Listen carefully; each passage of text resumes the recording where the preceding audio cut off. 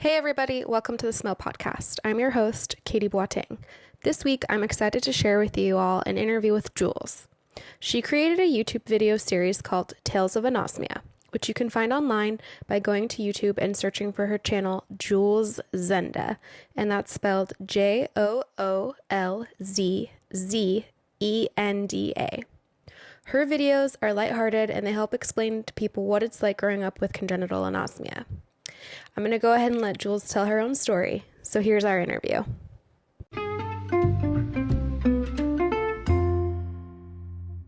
Hi, Joolz. Welcome to the Smell Podcast. Thank you so much for coming on and chatting with me. Oh, thanks for having me. So to get started today, can you please tell us about yourself? Where did you grow up? Cardiff in Wales, which is a fairly middle-sized city.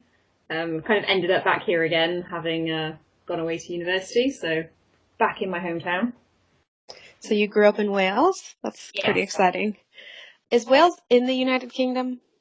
Yes, it is one of the four countries: so Scotland, Wales, England, and Northern Ireland. Okay, I should probably have known that, but so can you tell us what is your anosmia story? Well, as far as we're aware, I was pretty much born without it. It's not something I've ever had investigated, but when I was born, there was an element of birth trauma involving forceps, which they used to grab the baby's head and pull the baby out. And my face got quite cut up across the bridge of my nose and a little bit into my eye.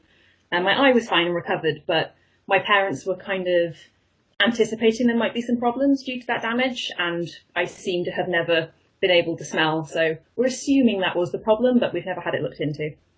Oh, interesting. So when you were younger, how did you figure out that you couldn't smell? I don't actually remember working it out myself because my parents were, kind of expecting there to potentially be some problems from that.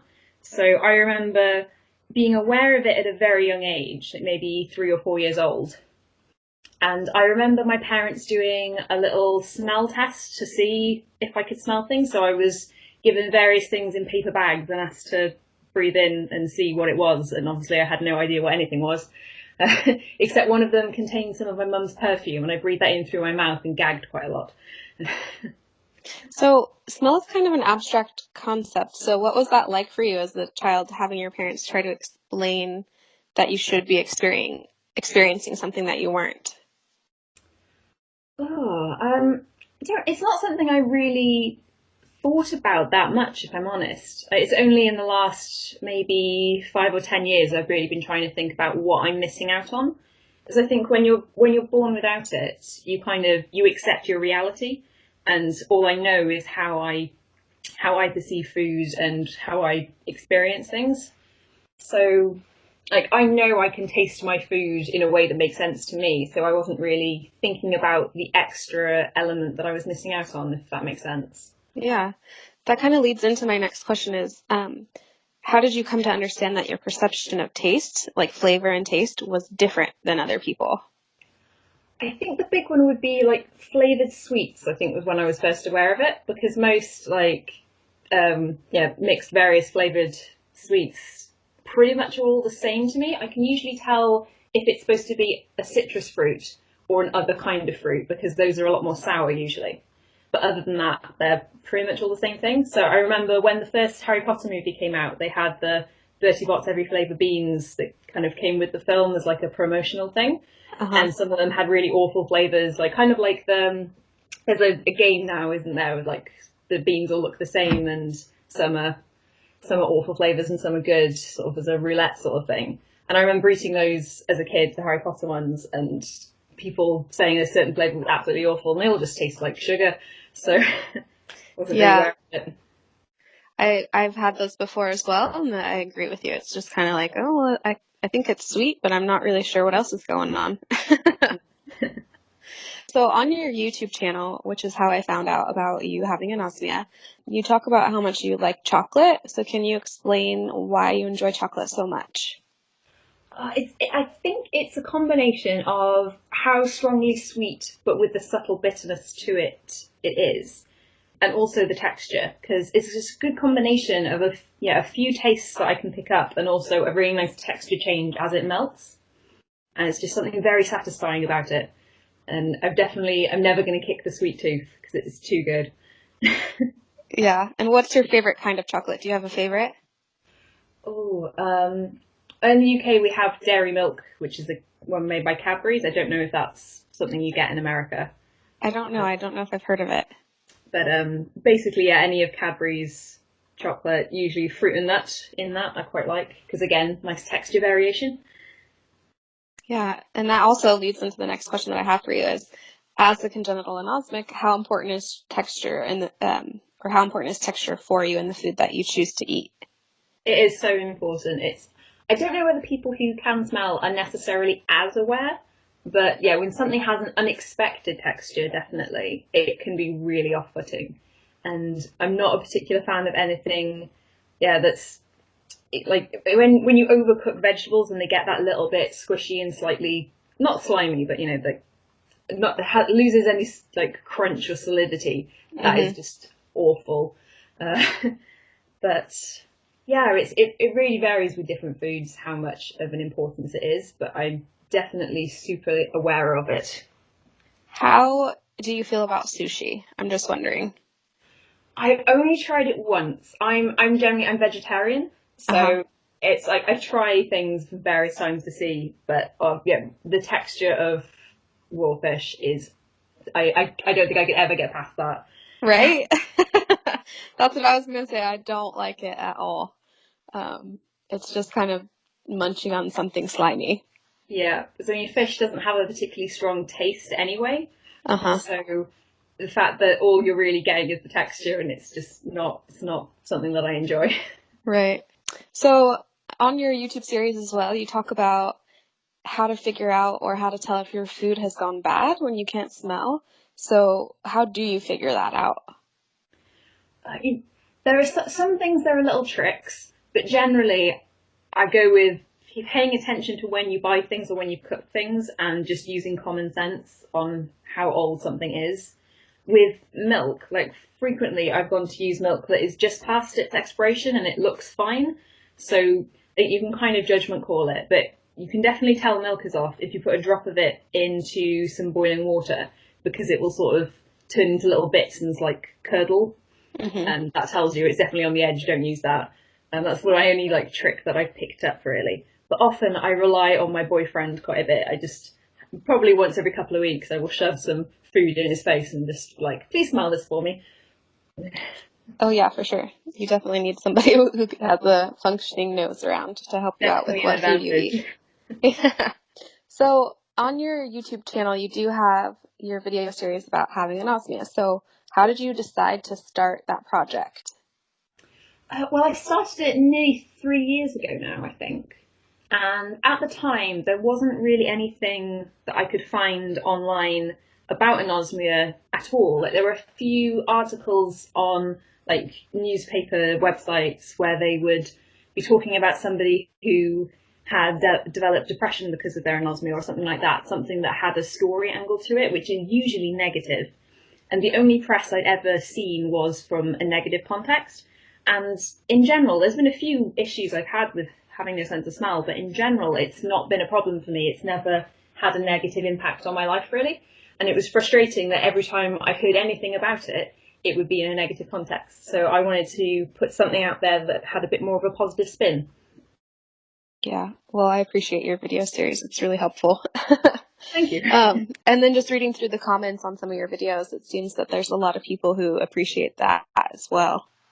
Yeah, I was surprised with how many people that have found my videos who've never heard the word anosmia before and didn't realise there was a term or there were other people out there. And it's been really nice just knowing that there's a few people I've maybe had a small but positive impact on their lives, which is really nice. Yeah. So what's your funniest, or if not funniest, what's your most memorable anosmia experience that you can think about? Ooh. I think probably the most amusing one was, I think I was maybe in my third year of university, so I'd have been about 21, and I cooked a carrot and coriander soup from scratch for me and my boyfriend to eat. Coriander, I think you call that cilantro in America. So I made this from fresh ingredients, and the recipe said to use a handful of chopped coriander, and I was obviously very generous with my handful. And it all looked fine to start, and then I got to the point where I had to blend the soup, and rather than being orange as you would expect from a carrot-based soup, it was bright green. I was very concerned at this point, and I tried some, and it just tasted like every carrot coriander soup I'd had before. It just tasted kind of sweet like carrots. I thought, oh great, it's fine. And then I served it to me and my boyfriend. And credit to him, he ate it all, very politely, but hating every moment of it. Oh, that's so nice of him. It was very sweet, but yeah, we threw the rest of that away. So it turned out to be coriander soup instead of carrot soup. Yes. When smell comes up in daily life with people that you may not know very well, do you take the time to explain to them that you can't smell whatever they're talking about? It depends on the context. I think if it's a complete stranger in a public place who I'm never going to meet again, it depends on if I'm busy. If I have time to explain what it is, I might do. But otherwise, I might just go, oh, yeah, sure, and then move on. But anybody who I'm going to interact with again, I will definitely bring it up and mention it, because it's worth making people aware. And yeah, it saves confusion later on if you've just been pretending that you can smell, and then suddenly it becomes a bit more important to make it clear. But yeah, it's not something I want to have to do with every person I meet. And it's kind of why I started making the videos for my YouTube channel as well, because I want to make more people just in general aware of anosmia, so that it's not such a shock when you have that conversation with people. My favorite tactic, I think, is I just kind of smile and nod, but I don't really say anything. Yeah. So I always wonder if people who don't really know me very well think that I'm odd, because I'm just not saying anything about what they're saying about the smell in the air. It's just non-committal agreement. Yeah, that's great. So how do you feel about people saying that you have a disability, or how do you feel about that word?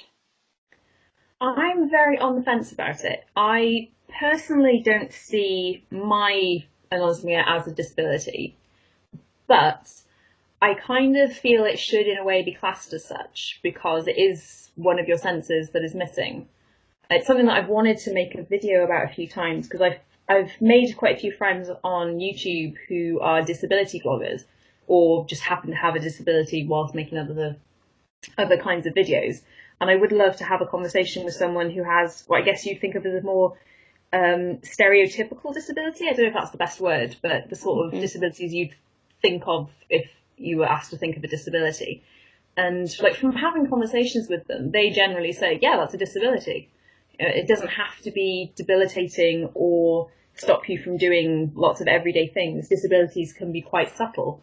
And yeah, but I don't find it stops me from doing things, but then plenty of other disabilities don't stop people from doing things. Yeah, I know for me, when I think about that word, my frustration with anosmia is that it is an invisible disability. So kind of how you mentioned, we can tell if someone possibly can't see, or we can tell usually if someone can't hear, but there's not really a way to tell that someone can't smell. Yeah. So that's the struggle that I have. And I think it's great that you did start your YouTube channel, just so we can raise more awareness about anosmia. I don't know if it's because I'm focusing on it more or not, but I feel like I hear about it a lot more now. So maybe it's just, yeah. I think I'm the same. That I think now, because of the kinds of people I'm following on Twitter and the conversations I'm having, I definitely see a lot more of it. But I don't think the general public does. I think there's a long way to go before most people you meet will be aware that you can lose your sense of smell. Because I find that the frustrating thing when you are explaining it to somebody and they just seem fascinated by the idea that you can lose it, as if that's never occurred to them. For your YouTube channel, do you have any future projects around anosmia? I do want to do more of a discussion about disability as a concept, and possibly do something along those lines. But the main videos I wanted to make when I started the channel, I've now done. I've got around 20 or so, I think, videos in my series now. There's a few things I might update. Like a few months ago, I remade the video that I did right at the start, talking about how the sense of taste works, because I'd learned more, and I'm a bit better at articulating my thoughts now than I was when I started the series. Mm-hmm. Quite a long time ago, I started a project of getting various people with anosmia to answer a few questions on camera with the idea of making a little documentary. And that ended up falling through just for time that I was available. And I might revisit that idea and brush out those old contacts and see if I could make something along those lines at some point. But I haven't got any solid plans at the moment, at least. So if there's anyone who does live around the United Kingdom and they would be interested in participating in that, would they just contact you via your YouTube channel? My email address is on my YouTube channel, the one that I use for anything that's related to my YouTube account. And yeah, if anyone would be interested, feel free to let me know. I don't know when this would be, probably after I've completed my PhD thesis, which is my main thing that I'm focusing on at the moment. It might be something I'd be doing next year. But... Yeah. When are you going to be done with your PhD? My deadline is the end of January, so I've got a few more months. And what are you studying? It's geography. I'm looking at maps on smartphones, so nothing to do with anosmia. But that sounds like you're really busy then with that. That's a a lot of work to get a PhD. So congratulations that you're almost there. Thank you. I cannot wait for it to be done. It's been so long. Yeah. So how can listeners find you on social media besides YouTube? I am on Twitter, Instagram, all sorts of things. Pretty much everywhere I am Joolz. So basically go on any kind of website, type that name in, and if there is a username, it's probably me. Okay, awesome. Definitely Twitter, Instagram, YouTube. Well, thank you so much for talking with me today. Oh, thanks for having me on.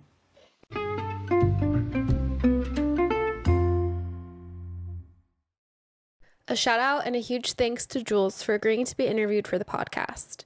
If you'd like to learn more about her and her work, remember that you can visit her on YouTube and search for her channel, Joolz. You can follow her on Twitter at Joolz, and she's also available on Instagram and other social media sites by the same username. Let me know what you thought about today's episode. What topics would you like to see covered in the future? Do you know anyone with anosmia, including yourself, who would want to be on the podcast? If so, send me those stories or let me know that you're interested in being interviewed. Don't forget to check out the Identifying Treatments for Taste and Smell Disorders conference website as well. And hopefully, if you guys can attend in November, we can all meet each other. As a reminder, if you do want to go to the conference, you need to register ahead of time, but it is free. If you can only attend one day, go on Thursday because that day is specifically tailored for us, the patients. And again, I'll make sure that I include a link to the conference website in the episode description. So that's it. If you have a story you'd like to share or if you'd like to be interviewed for the podcast, please email me at thesmellpodcast@gmail.com. You can follow me on Twitter at thesmellpodcast. Until next time, have a great day.